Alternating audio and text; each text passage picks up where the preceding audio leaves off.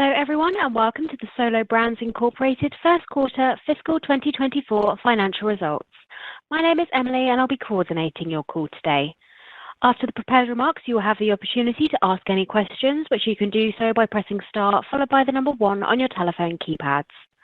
I will now hand the call over to our host, Bruce Williams. Please go ahead, Bruce. Good morning, everyone, and thank you for joining the call to discuss Solo Brands' first quarter results, which we released this morning and can be found on the Investor Relations section of our website at investors.solobrands.com.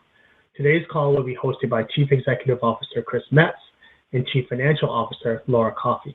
Before we get started, I want to remind everyone that management's remarks on this call may contain forward-looking statements within the meaning of the Private Securities Litigation Reform Act of 1995 that are based on current management expectations. These may include, without limitation, predictions, expectations, targets, or estimates, including regarding our anticipated financial performance, business plans, and objectives. Future events and developments and actual results could differ materially from those mentioned. These forward-looking statements also involve substantial risks and uncertainties, some of which may be outside of our control, and that could cause actual results to differ materially from those expressed or implied by such statements. These risks and uncertainties, among others, are discussed in our filings with the SEC. We encourage you to review these filings for a discussion of these risks, including our soon-to-be-filed quarterly report on Form 10-Q, and will be available on the investors portion of our website at investors.solobrands.com. You should not place undue reliance on these forward-looking statements. These statements are made only as of today, and we undertake no obligation to update or revise them for any new information except as required by law. This call will also contain certain non-GAAP financial measures, including net income as adjusted, diluted earnings per share as adjusted, gross margin as adjusted, adjusted EBITDA, and adjusted EBITDA margin, which we believe are useful supplemental measures that assist in evaluating our ability to generate earnings, provide consistency and comparability with our past performance, and facilitate period-to-period comparisons of our core operating results and the results of peer companies. Reconciliation of these non-GAAP measures to the most comparable GAAP measures and definitions of these indicators are included in our earnings release, which will be available to our investor portion of our website at investors.solobrands.com. Now, I'd like to turn the call over to Chris. Thank you, Bruce, and thank you all for joining us today. I will begin by discussing our first quarter performance and provide an update on our strategic priorities outlined in our last quarterly call. I will then turn the call over to Laura to discuss our financial results in more detail and our outlook for fiscal 2024. We are pleased with our first quarter results as sales and adjusted EBITDA came in ahead of our expectations. Revenues declined 3.3% for the quarter. By channel, direct-to-consumer declined 6.8% for the quarter, which was a significant sequential improvement from Q4, which declined 21%. Wholesale revenues increased 2.5% despite very difficult comparisons due to a timing shift that we experienced last year. Adjusted EBITDA was better than anticipated, though lower than our expected normalized run rate due to planned investments in people and capabilities in our smallest revenue quarter, which pressured margins. I will discuss in a moment in more detail our two highest focused businesses, Solo Stove and Chubbies. But first, let me share an update on our key enterprise-wide strategic priorities. I am pleased with the progress we are making on developing our company-wide strategic plan. We hired a leading firm to help us with this exercise and are about 50% of the way through the work stream.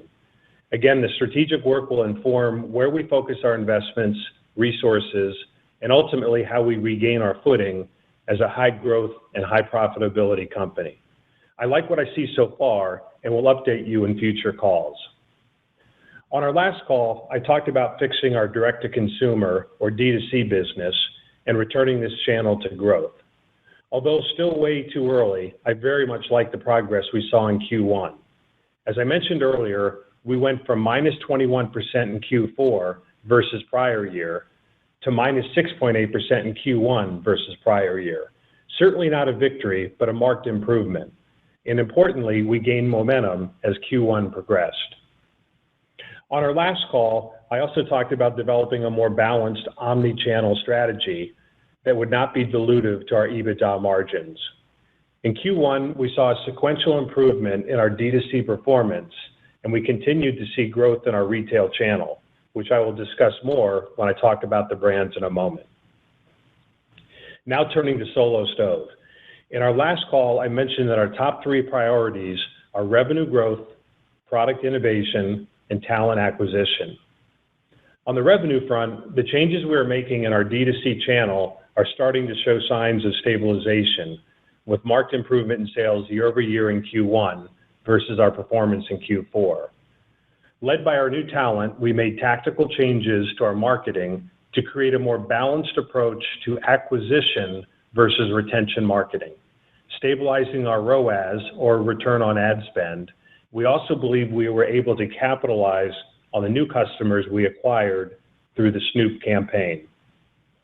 Importantly, we also continue to see solid momentum in our retail channel, supporting the strategic initiative of creating a balanced omni-channel business. With Dick's, we saw our door count increase in Q1 from 350 stores to 700 stores.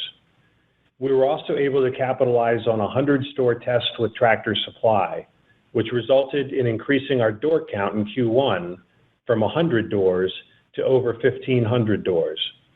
Now, it will take time to see significant sales growth from the new doors, but I'm encouraged about the trajectory for our retail channel moving forward. During the last call, I discussed our plans to change marketing agencies.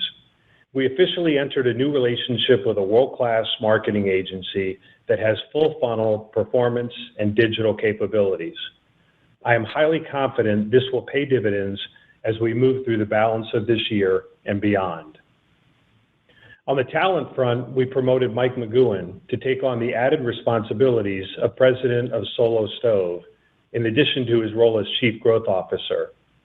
We also hired a new sales leader, John Junker, for our growing retail channel. John brings broad experience with our key customers that will enable us to develop deeper, more strategic partnerships with our key customers. Turning to Chubbies. After a record-breaking year in 2023, I am pleased to report that the momentum has continued in Q1. The first quarter marks the beginning of shorts and swim trunks season at retail, and we ran a very successful brand campaign called Trunks for All. Starting in 2024, Chubbies offered swim trunks for all shapes and sizes, from people who are newborn to 100 years old, size 6 months to XXX large. For this campaign, we shipped most of our biggest retail partners' initial floor sets at the end of Q4, so that we were in stores before the critical spring break selling season began. Importantly, for us and our retail partners, sell-through exceeded expectations. This is important to see as we enter the height of shorts and trunk season in Q2. As we look forward, we continue to take an omni-channel approach and expect continued growth in D2C, retail, and our owned retail locations. I'm encouraged by the green shoots we are seeing in the business.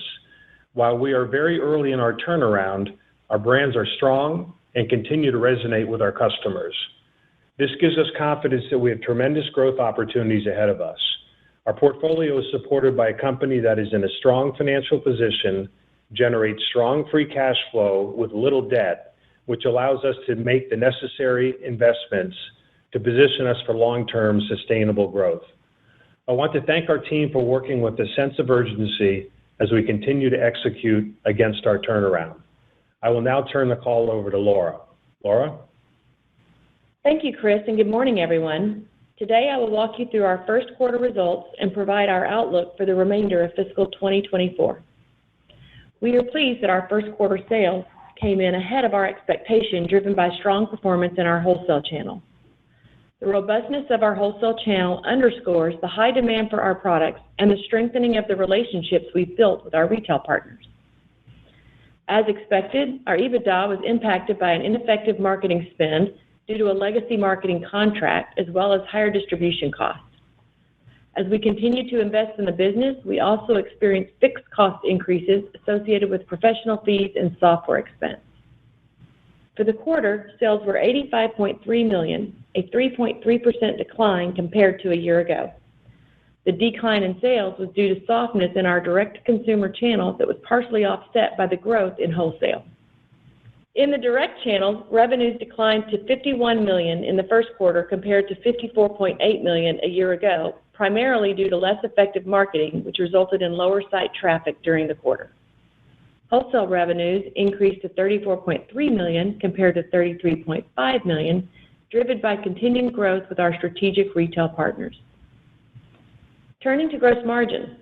Our gross margins decreased 250 basis points to 59.2% due to sales channel mix shift more to wholesale, which typically has lower gross margins than our direct consumer business. Selling, general, and administrative expenses for the quarter increased to $48.4 million compared to $44.6 million a year ago. As a percentage of sales, SG&A expense increased to 56.7% of sales compared to 50.6% a year ago, primarily due to ineffective marketing spend on a legacy marketing contract that we intend to exit later this year, coupled with higher distribution costs, as well as higher professional fees and software expenses, all of which was partially offset by lower stock-based compensation expense. First quarter net loss was $6.5 million, adjusted net income was $1.7 million, and adjusted EBITDA was $4.3 million. Turning to our balance sheet at the end of the period, we had $15.4 million in cash and cash equivalents. As of March 31st, we had $82 million in outstanding borrowings under our revolving credit facility and $90 million under the term loan agreement. The borrowing capacity on our revolving credit facility was $350 million as of March 31st, leaving $267 million of availability. Inventory at the end of the quarter was $112.3 million, roughly in line with year-end, but down nearly $13 million compared to a year ago. We are pleased with the level and quality of inventory, and we will remain focused on disciplined inventory management as we move throughout the year. Moving to our outlook. For fiscal 2024, we continue to expect revenue to be in the range of $490 million to $510 million. We expect adjusted EBITDA to be in the range of 10% to 12% for the full year as we continue to make necessary investments to support our business for the long term. For color, we continue to expect the revenue cadence for the first half and the second half of the year to be similar to our historical patterns. In summary, I'm excited about how we've kicked off 2024. Our focus remains on developing a robust strategic blueprint for all of our brands.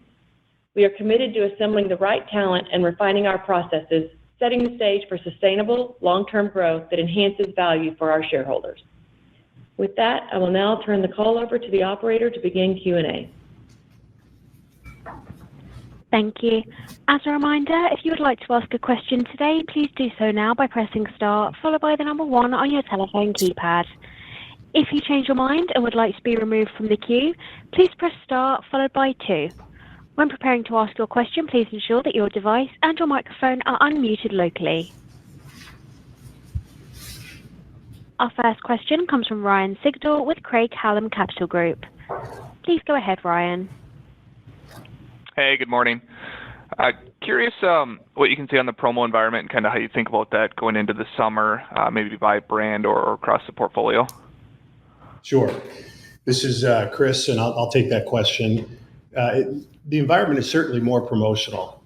We've seen consumers show a bit more discretion with regards to their purchases, knowing that they're more stretched than they have been. That being said, we've reacted, I think, in a very effective manner, which we're seeing in the results of our business so far in Q1, and it's continuing to Q2, and it's predominantly through bundling. So we're doing a nice job. Our marketing team is creating bundles that create a win-win. It creates a better value for consumers, but it also creates higher AOVs for us, and it's not margin dilutive.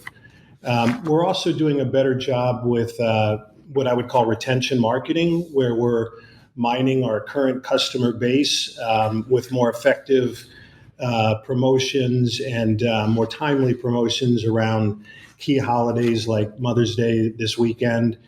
And so that's one of the contributions you're seeing from the talent we've brought in, where they're taking, the same content that we have, because it's still early days, and using that content in a more effective, more compelling way. And so that's across all of our brands, but predominantly Solo Stove. Now on the Chubbies side, Chubbies has gone very quietly from on promotion every day of the year to really a half a dozen key promotions that they build their marketing plan around. And they started this last year. It was effective. We continued it into Q1, and it was very effective. Their campaign in Q1 was called Trunks for All. So Rayner and his team at Chubbies got ahead of the swimsuit season. So we were ahead of spring break, and it worked remarkably well. So we had a big load in Q4 in our wholesale channel, and we had great POS. So importantly, we're in a good, healthy position in that business from an inventory standpoint as we move into the warmer selling season. So I'm happy with the way we're approaching the promotional cadence. You'll see our gross margins are still very strong. I mean, obviously our Q1 here is typically a stronger wholesale quarter for us versus DTC, and that results in a little bit of compression in our margin line, but in keeping with our plan. So you'll see our gross margins, I anticipate, continuing to be strong as we move through the next couple of quarters in spite of the promotional cadence that we expect. Very good. Chubbies, so really strong business performance there. So nice job and good to see that. Opening a standalone store in the Mall of America, that I think brings the total store base to 7. But as you think about that brand, how do you think about standalone stores? What kind of store level metrics have you seen on that and expect to see? And then how do you think about kind of balancing direct to consumer wholesale with your own stores? Yeah, so Chubbies, interestingly, we opened our first store about 6 to 7 years ago. And as you say, we're just in the throes of opening our 7th store. So the team has spent a really good amount of time doing what I call proving out the concept. So we've changed our square footage, we've changed our locations and adjacencies, we've changed our merchandising set, we've changed our products that are in the store. We've made a lot of changes over the last 6 years, and we feel like we've dialed into a concept that we think will work. So it gives us what I would call a third leg of the stool. We've got our direct-to-consumer, which has always been very robust. We got wholesale, which is growing very, very nicely. And we've got some key accounts that have really embraced the brand. And now we're adding that third leg of the stool. And there is tremendous upside in our own store strategy. But importantly, we want to put it in locations that are additive. Personally, I've got a lot of experience in opening retail stores. And whenever I've seen it done correctly, it just grows the pie. What it does is it increases your brand awareness, and it brings people to places that they typically want to shop because the brand is front of mind. So I would anticipate that our retail wholesale customers are going to grow as a result of this as well. So we're going to continue to strategically add stores to locations that we think create great brand awareness for us. And we're going to stretch into areas that are not just warm climates. You mentioned the Mall of America, great opportunity for us because we're seeing people wear our Chubbies apparel all over the country, regardless of location. And of course, the upper Midwest gets super hot in the summer as well, but we just see the affinity for our brand stretch beyond just the Sun Belt and West Coast states. One quick clarification, I'll turn it over to the others. Accrued expenses and other liabilities jumped up this quarter sequentially, as well as debt, I think, associated with that. But can you clarify what's going on there and if any of that should reverse? Yeah, great question. Thanks for asking. We did see an increase in those accounts, and we anticipate that we will be bringing that down over the summertime as we've built up for our direct to consumer. Our season's upon us now. If you think about it, our best season is Q2 and Q4. So we always start to build some of our inventory for those time periods. We're proud that our inventory's down from last year, the same time, sizably by about $13 million. but we anticipate that we're going to continue to work that inventory down to more manageable levels. But that's where you're seeing some of those increases along the way. Thanks. Good luck, guys. Sure. Thank you. Thanks, Ron.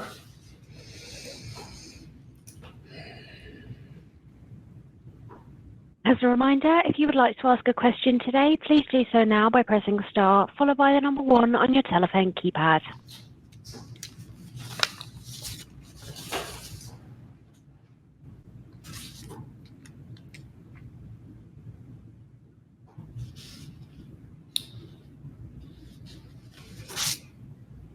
At this time, we have no further questions registered, so I'll turn the call back to the management team. Thank you, operator. And we realize that it's going to take some time to digest the results. And as always, we're here willing and able to answer questions as we move forward. But I just want to reiterate that, we're in the early innings of our turnaround. We know that it's going to take time for all that we are doing to fully take root. However, personally, I'm very happy with the progress we're making. We're attracting great people and investing in capabilities. You've seen us through the first quarter, and it continues in the second quarter. We've stabilized our DTC business, and we're leveraging our strong financial model with high gross margins and strong free cash flow. So look forward to updating you on our results and our progress next quarter. Thank you. Thank you, everyone, for joining us today. This concludes our call, and you may now disconnect your line.